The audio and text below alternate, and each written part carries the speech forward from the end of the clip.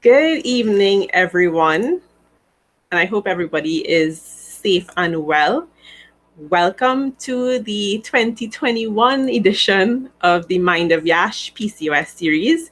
I've been so excited to get back into the Facebook Lives every week, and I'm so excited for tonight, especially because I have a very special guest that I connected with on Instagram, and she's going to share her story. So just a few things before I start. I just wanted to remind you guys that I still have the positivity guide that has my 25 little tips that help to keep me positive. And I know sometimes with PCOS and other things in life in general, it's very hard sometimes to stay positive. So sometimes we need any little thing we can get to really stay positive, keep motivated, be inspired to just get through every day. So let me just share that link with you guys so that you can get it. And we're going to go straight into it. And make sure that if you guys are here, say hi in the comments. Make sure and let it be interactive. If you have questions for myself and for our guest tonight, feel free to share it in the comments, okay? So let's get started. So tonight, I have a very special person with me today. Her name is Miss Tracy Tuitt, and she is the founder of the hashtag I am movement, and you're gonna learn a little bit more about it. And you guys know how much I love dance, and this movement celebrates body positivity through dance. So without further ado, I'd like to welcome Miss Tracy Tuitt. Good evening, Tracy. How are you? I'm good as well. So Tracy, as I introduced you to the Mind of Yash PCOS crowd and what I call I say MOY, like MOY, my people, my audience. Tell us a little bit about yourself. Okay, my name is Tracy. I a body positive activist. I am a performer. I sing. I I what else? I am the founder of hashtag I am, which kind of which does tie into the whole body positivity part of it, Mm-hmm. um, where we build self confidence through dance, and it's exclusive to women of all ages, sizes, body types, etc. And yeah, I am excited to have this conversation with Yashi about things that affect women. And I'm grateful to be here. All right, well, it's really great to have you. So, like, before we go into the PCOS related things, so tell Mhm. me, it's very fascinating that you're a performer. When did you realize that that's something that you wanted to do in life? Oh, I have the story that I think every performer would tell you. They want to be famous eventually from, I guess, I think it was age 11 when those ideas and those dreams started to come up. And 11 was a long time ago. I'm not going to tell you how long, but it was a long time ago. That's okay. It's probably much longer for me. Yeah. So that is where that I guess those dreams came up. Oh, that's so great. I think I had those type of dreams too when I was younger. And my name, a lot of people ask me what my name means, and I think when I looked it up in Hindi, it means fame. And ever since I was little, I was like, one day I'm gonna live up to the meaning of that name. I mean, maybe this is like a little bit, a little bit. It will come. It will come. All the Yes. fame. Yes. So tell me. So okay. So it's guys for the audience. I actually connected. I don't know how I discovered your page on Instagram, but I saw it and I loved the philosophy. I loved everything about it. And right away, I definitely knew I wanted to have you on this series. But I didn't know that when I contacted you that you actually have polycystic ovarian syndrome Hmm. as well. So you can tell me a little bit about that story. What was your diagnosis? How did you come about to know that you had PCOS? Well, knowing about it was a little bit tricky. In fact, I was talking to my dad when we had this conversation about this, I was like, oh, what led me? I remember I had to do some test for something, Right. and I would have probably been in my late teenage years, um, maybe early 20s, and I had to go to an endocrinologist, and he had to do an ultrasound, Right. and he told me that I have cysts on my ovaries, and well, like I said, that age, I knew it was a problem, but I didn't really know. And then probably years later, as you start really getting involved in your sexual health as a woman, Mm-hmm. in visiting the gynecologist, then he would have, articulated that again. You have the cysts on your ovaries, um, and that's where the whole birth control thing would have come in. Right. But I think, when you choose your doctors, um, when you select them, you really need um, to go with people that support you, Mm. people that are there for you. And I think that is something that in time all women should um, make sure they pay attention to that, how your doctors make you feel. Yeah. And one thing I really appreciate about my gynecologist um, is that he never made me more anxious than I already am. Mm. Very calming. In fact, he still makes it sound like it's not such a big deal. Take the birth control and you should be fine. Which is something that I still really appreciate. And then not the funny thing, but the interesting thing about PCOS is that for me, I'm always learning more and more and more about it. Mm. So I would have like 2021. My goal is to kind of focus on wellness, Mm. so the first thing I would have done was go to my doctor to, just kind of do a general checkup. Right. And what she would have told me is that, you have to know the difference between the syndrome, PCOS, and just having polycystic ovaries. Yes. And then I was like, oh, Light bulb. okay. Yeah. So since then, it would have been all right. So what you have are cysts on your ovaries, but you don't have this syndrome, Mm. which again, you have the anxiety, but it eases it a little bit. Yeah. So that is what that journey has been like Okay. on my end. Okay. I totally understand. So many things I relate to in what you're saying. Firstly, the fact that you do need to have a doctor that you feel comfortable with. I actually can't even remember the first doctor that I had when I had the diagnosis, but I just remember not really feeling informed. Well, now that I look back, I realize it's like, well, I didn't really understand fully the not just the physical effects but also the mental effects. And I think that the general thing they tell you off the bat is like you're gonna have trouble having children later on. And like while we were talking before we came on here, that's not when you hear you have polycystic ovarian syndrome. You don't really think about that in the beginning when you're very young, when you find out very Mm-hmm. young. So it is very important for women to find somebody that they're comfortable with, and don't be afraid to. Don't feel like, because I think I was like that a little bit in the beginning as well, maybe timid and not understanding. So I just probably wouldn't say anything if I'm uncomfortable. So it took me a little while to get the courage and be like, okay, I need to find somebody that I'm comfortable with going forward.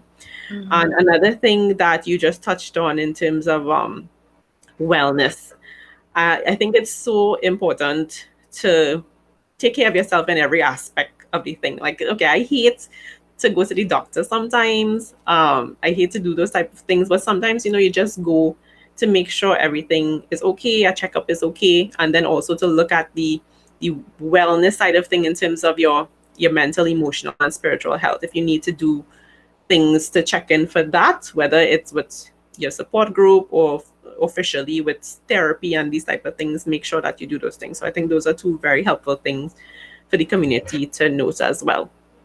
Oh, Yeah. and then the third thing that you mentioned, because I realized that was like an epiphany for me too, because there are people who can have cysts on their ovaries and not have PCOS. Mm-hmm. And that was kind of mind blowing to me because like they that's what the first thing you think of when you hear PCOS. And I was reading and they were saying that they actually were thinking to rename, I don't know who's they, but to rename it to a metabolic hormonal imbalance condition or something, or reproductive, because cyst, even though it can happen with women with PCOS, it's not always the main thing to see. You have to do Mm-hmm. other tests as well.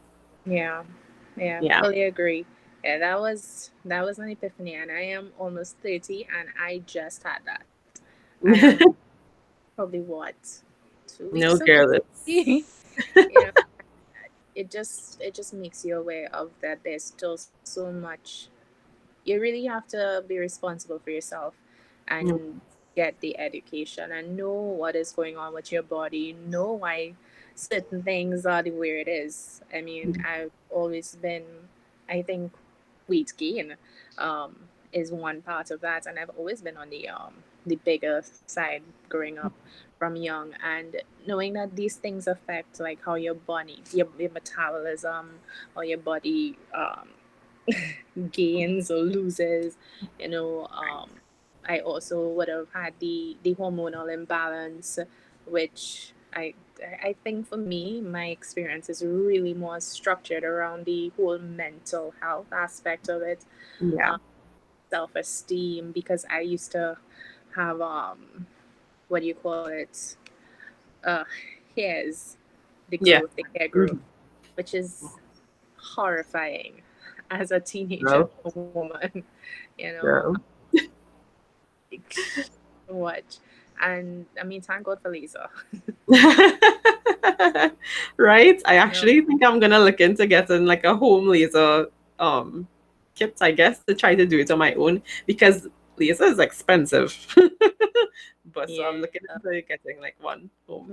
but it would have growing up, Mm. it would have messed with you because you don't want anybody to see it, yeah.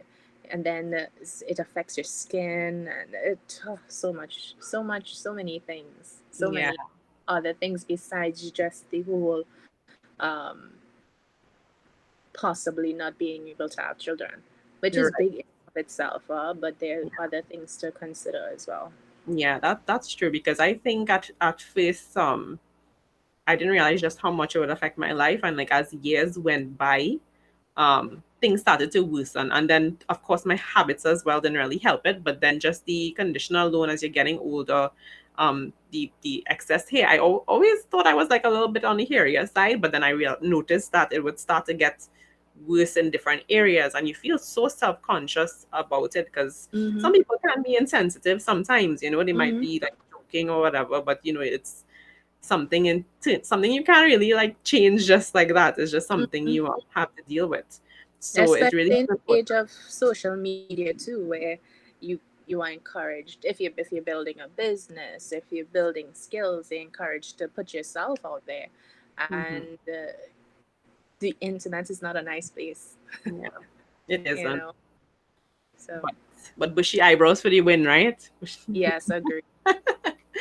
So tell me, Tracy. So okay, so did this journey, like with your woman's health, and this journey with, well, cyst on your ovaries, polycystic ovaries, whatever you want to really term it. Was this the inspiration for the I am movement? Tell me a little bit about, was there a connection, or was it something else that kind of inspired you to start that? um there is a connection. um I unfortunately can't even speak to the connection over the last couple of years. I would say, which is really tricky, but I think I started to mature like in my late 20s, and really just think about your life, think about how you feel, think about how you want to be, that sort of thing. And the inspiration from the movement was, it came from a place of frustration, Mm, which you might find very interesting because it's this light and this love and positivity, and it came from a space of frustration because I used to be very, because of self-esteem and self-confidence, or lack thereof, mm, I used to be in a very dark place, and in a dark private place. So I and I guess this is something that everybody goes through, where you seem like this sort of person that's so confident and has they have so much light inside of you, but then you're going through all these emotions and all these things that you're conscious about, Mm. or you are so focused on how you think everybody else perceives you, which may or may not necessarily true. Um, so I had reached a point where I realized I was getting older. And also, I journal a lot. So, in Mm. reading some of my old journals, I was like, oh, you have some work to do. Yeah. And in being not wanting to have that anymore, not wanting to be, not wanting to feel like that, um, I would have decided that, all right, I need to do something that is going to help me come out of my shell, Mm. that is going to help me build a confidence and be able to, I don't know, talk to a cute boy, or I don't get up and perform better and not be afraid to be exactly who you are, regardless of how you look. And from my performance experiences, um, there was always what used to make me feel most self conscious was dance, Mm. because you have to move in front of people, Yeah. and somehow you don't want that sort of focus on you, especially as a bigger girl. Um, but in doing it, in taking that sort of challenge and pushing yourself, um, it allows you to grow. Yeah. Probably not much, but it's like a step No. to something better, Yeah. and marrying those two, the internal conflicts as well as that whole performance art experience, is what would have started off hashtag I Mm. am. If you're looking at the name, I think that was just, I think I remember a day where I was just trying to talk to myself about all the good things I am, and I would have been repeating the phrase I am this, I am that, I am this, I am that, and that would have um, been what influenced hashtag I am. Mm. Wow.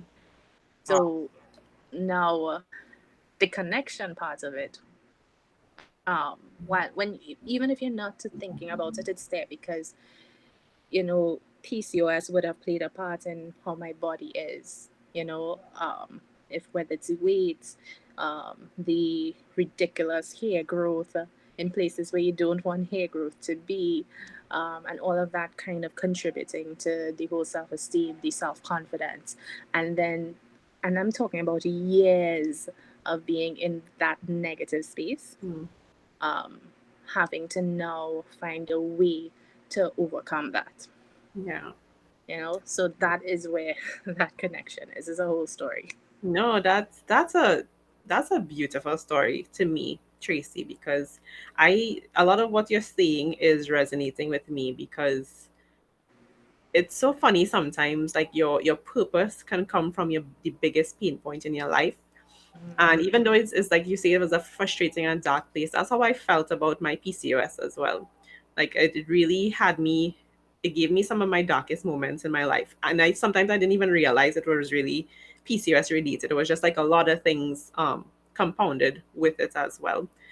But when you take something like that, your pain point, and you're able to pivot into something so positive. Oh, that's a lot of like alliteration there.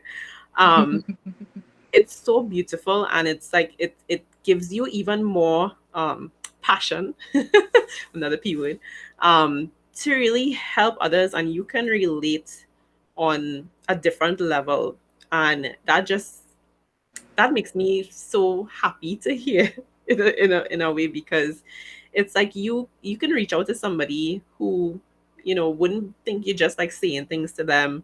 You have been there and you've come on the other side.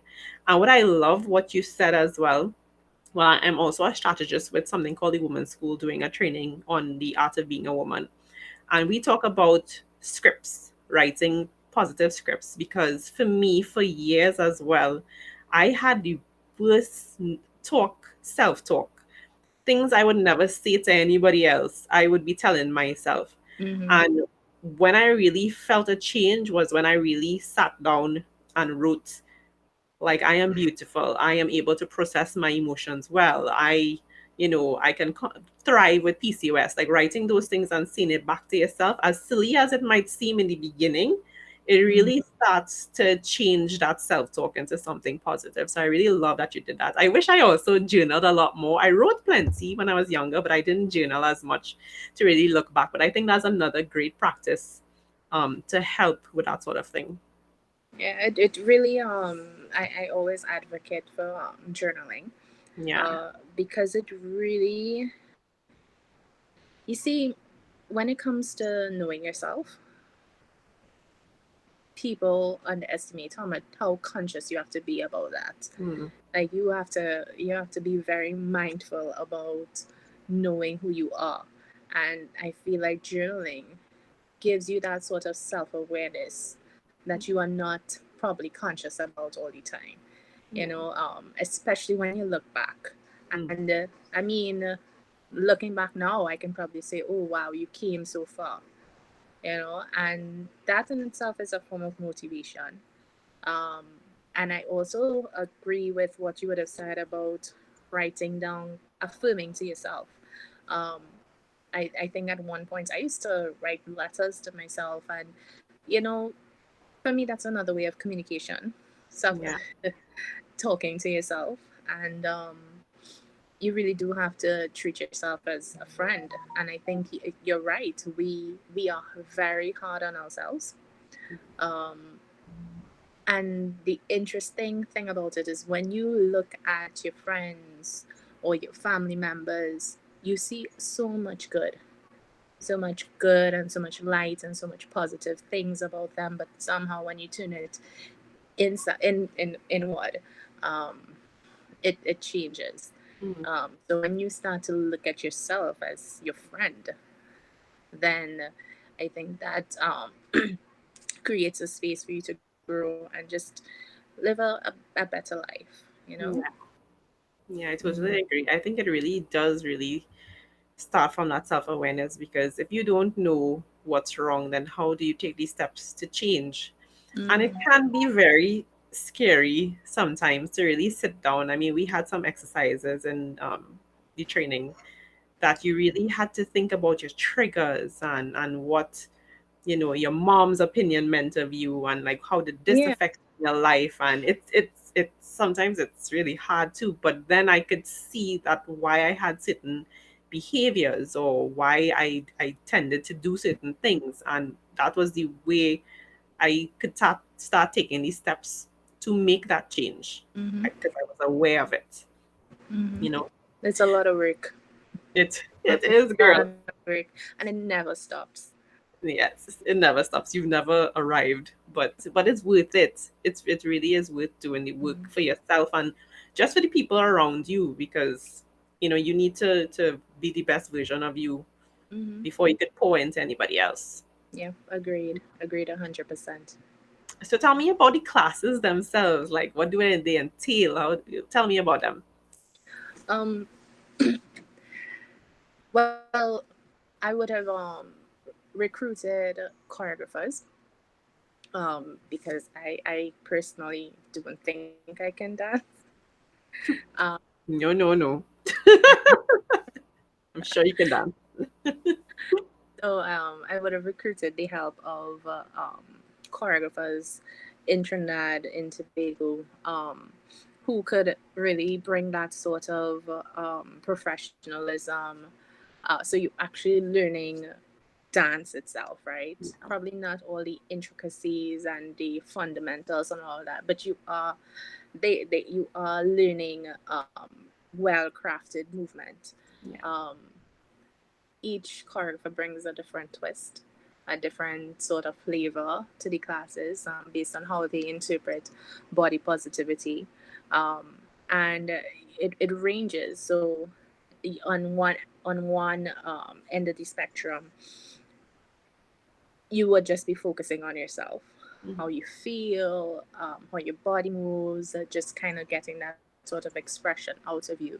And then there are the more maybe challenging pieces of choreography where you are pushed, and I'm being very specific with my wording here. I'm not talking about encouraged and motivated and inspired. You are being pushed to step out of your comfort zone and Right. do more bold, sexy sort of movement that sometimes it's like a shock, and Mm. you're like, oh, whew, Sure. Sure. yeah. But you at the end of it, there is a sort of a feeling of accomplishment. um I think just enjoyment. So in the classes, I do participate because this is every bit of my journey as well. um Hashtag I am, while it's for women, it's also for me. So in participating and getting to know the different women that come to the classes, I mean, it's really all a very good time. um this space, it's so safe. I mean, you know that nobody is judging you, you Mm. know, even if the body roll doesn't roll the way you want it to. um we all just having a good time, just trying to be better, and there's that sort of respect for it. The choreographers, the instructors, they are very they motivate you. Mm. In fact, they, I think, are your biggest cheerleaders. Yeah. So when you are looking at yourself in the mirror, or probably the camera when we did the online classes, you are thinking, oh, this doesn't look so great. But they, on the other hand, they have a whole different perspective, and it just makes you feel better, better about yourself and what you can do. And then in getting the choreography at the end of it, Mm-hmm. I think that is a major source of confidence too, because it is something that you look at in the first place, Mm. and everybody does it. You look at something, or you look at the choreographer, the instructor, you look at them doing something, you say, oh, I can't do that. Mm. And by the end of the class, you realize that you really can, Mm. you know? Yeah. So that I love it. I love being a part of the classes.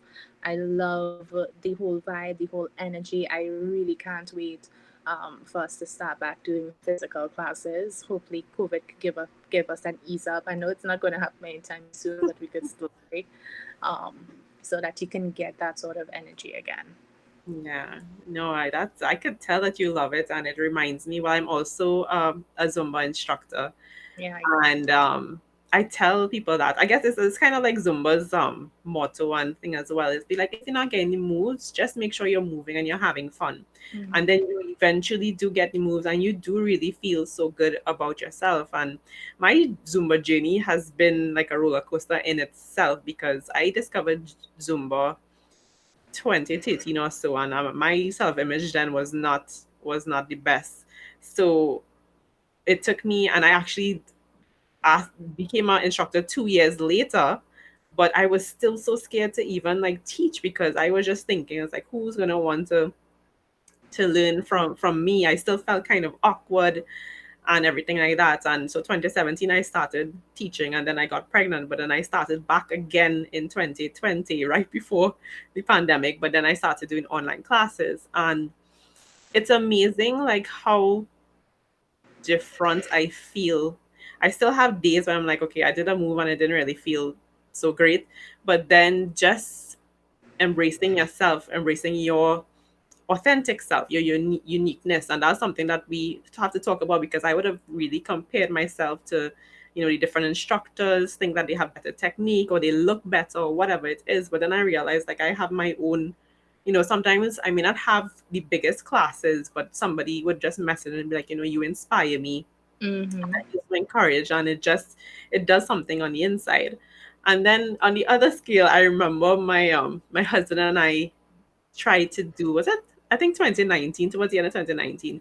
We've always wanted to learn to dance together, like Latin or ballroom, and we went and did a Latin class. And Tracy, God, I don't know what it is about trying to dance with another human being for me, because I think I could kind of dance by myself, But from the time like you try to like put me together with somebody and is my husband, I feel, and plus we were in a room of people who I could tell, um, they go, they used to go dancing nights, and they know their stuff a little better. Not everybody. And I felt so self-conscious. I don't think as much as I wanted to learn it, I couldn't, because I just couldn't get out of Mhm.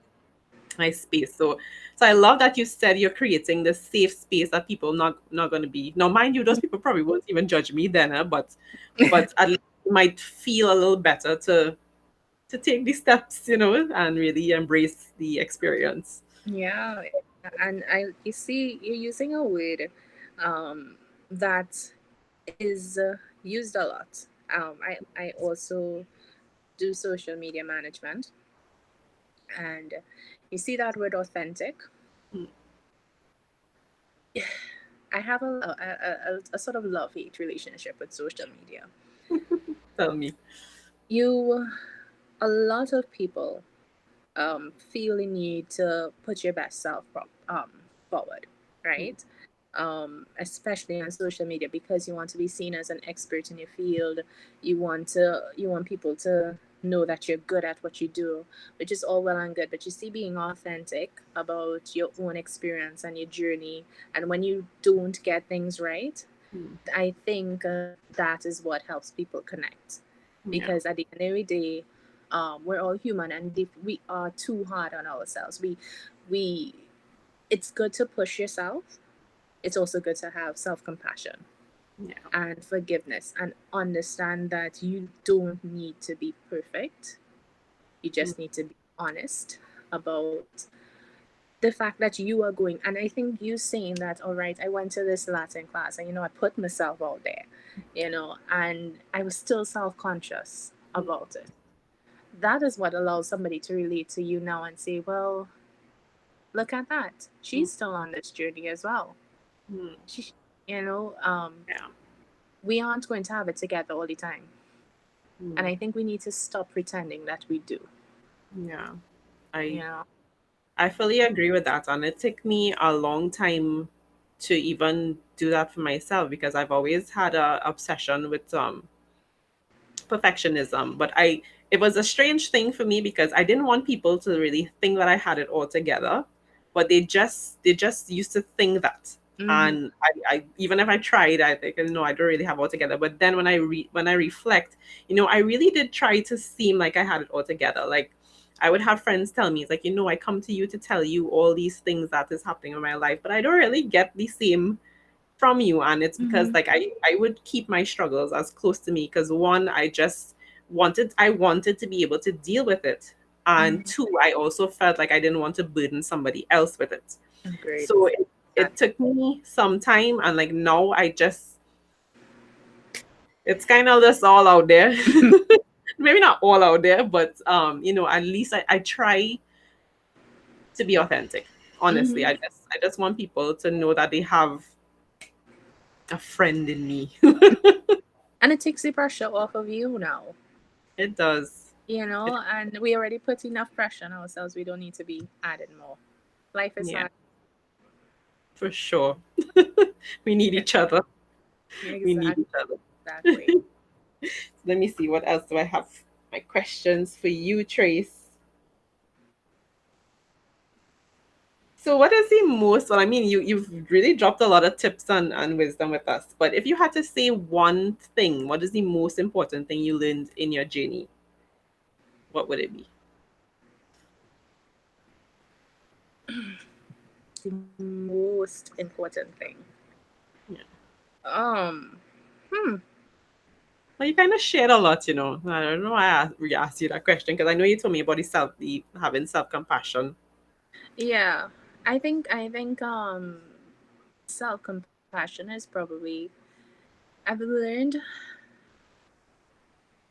to go easy on myself. Mm. You know, so one thing I always say, and I think I'm open about, is that I have a lot of anxiety. Mm. I worry a lot. Mm. Um, and it used to be worse in the past. And in time, I would have. I would have learned that things are not always as big as they seem. It may seem so now, um, but it's really just, I think someone once told me, you're thinking it's a mountain, but it's really just a speck, you know?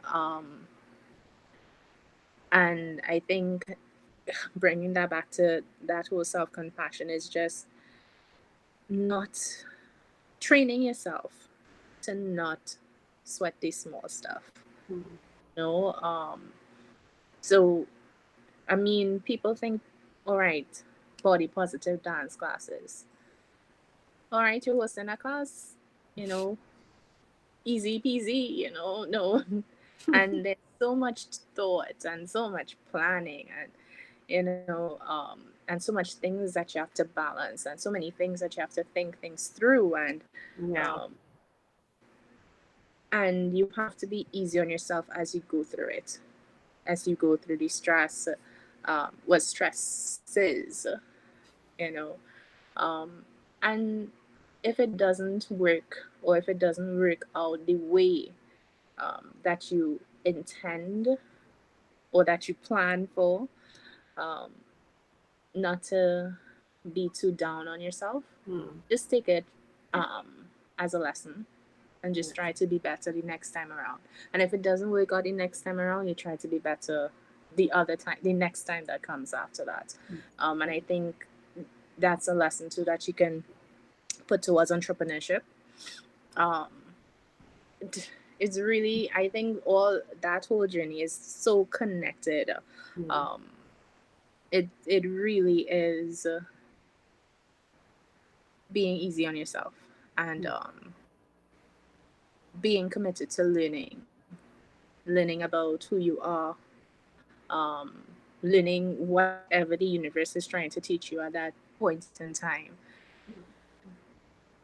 I feel like I'm not making a lot of sense. No, you're making perfect sense to me. I hope it is to the audience as well. You're making perfect sense to me because I have been there where like a mistake was like this huge thing, like a huge cloud over my head. I would think about things Mm-hmm. 3 years down the road. I'm remembering a mistake that I made, and something my husband, I did it again sometime last year, where I was fixating on a mistake that I made. And he asked me, he's like, but did anyone die? And I Fair. was like, well, no. And I don't know, just changing the perspective of it. And the thing about it, Trace, is that it always works out in the end. Like when I look back at all the things that I thought was these huge mistakes, like when I failed a course in UE, like it set me up for everything else in my life to get me here today. Mm-hmm. So I don't even know why I worry sometimes, but I mean, it's kind of innate. So I'm doing some work on that still, Mm-hmm. but it does eventually work out. And you do either you get the lesson from it if it doesn't work out, or, you know, you get the thing, but just keep moving forward, just keep progressing. Yep, yep, yep. I And I fully agree with what you said there. Mm-hmm. I just remembered a question I wanted to ask when you were talking about body positivity. So, if you had to define or describe what you feel or what you mean when you say body positivity, what would it be? Whew. Um, Body positivity is so loaded. Um, I think it's really being gentle with yourself, Mm, um, coming out of that place of hatred from for whatever it is you believe that you shouldn't look like. I think the biggest thing is coming out of that place of self hatred and disliking any part of your body.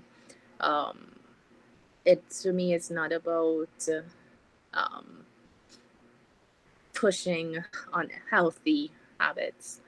Um, it's not about basking in being overweight or being obese.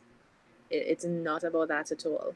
mm, If you want to lose weight, I fully support it. if you want to be healthier. I mean, all of that is what it is to be body positive. It's Mm. just coming out of the space of hate, you know, Yeah. because I like I've been saying, the world is hard enough. There's so many things that could go wrong, so many things that you have to deal with. um, I think it's about high time that we stop letting ourselves be victim to that, you Yeah. know. So when I speak of body positivity, that is what I'm talking about, just a healthier relationship with yourself and how you see your body. Mm. I love that. And I think that's a perfect way to end things off. Mm-hmm. I just love everything that your stand for and everything that your movement is going forward with. I hope I can join you, in one of your classes. I mean, hopefully one day in person as well. Um, and yeah, so before we leave, I just want you to let the audience know how to find you, how to on social media, and how to access your classes. Give them a little information about that. Well, you can follow us on Facebook and Instagram at hashtag I am. It's actually fully spelled out, HASHTAG, hashtag IAMM.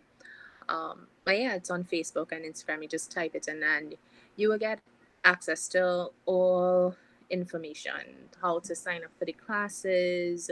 And if not, you're always welcome to send us a message. Okay, great. So you guys hear that? Definitely reach out to hashtag I am movement, follow them, look out for their classes, and just take from what Tracy shared tonight in terms of body positivity, self-compassion, being gentle on yourself. I can't stress that enough. It's really important for those things. And yeah, so thank you so much for joining us tonight. Before I leave, I just want to remind you guys that my first mastermind group for Art of Being a Woman will be starting on February 1st. You still have a little time to sign up. Let me just share that link with you so you can have the details of joining me.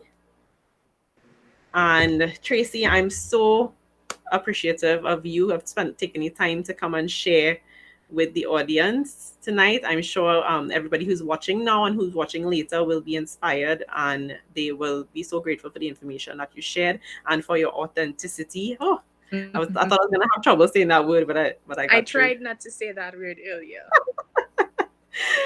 So I'm really thankful that we connected, and I hope that we stay in touch. And I'm here for whenever you need anything. Yes, Ashley, thank you so much for inviting me to speak and for us to have this conversation. And I really hope that it continues. There's so much that I still want to learn about PCOS Mm. as I go forward on my own personal journey, and I know women need it as well. So keep going.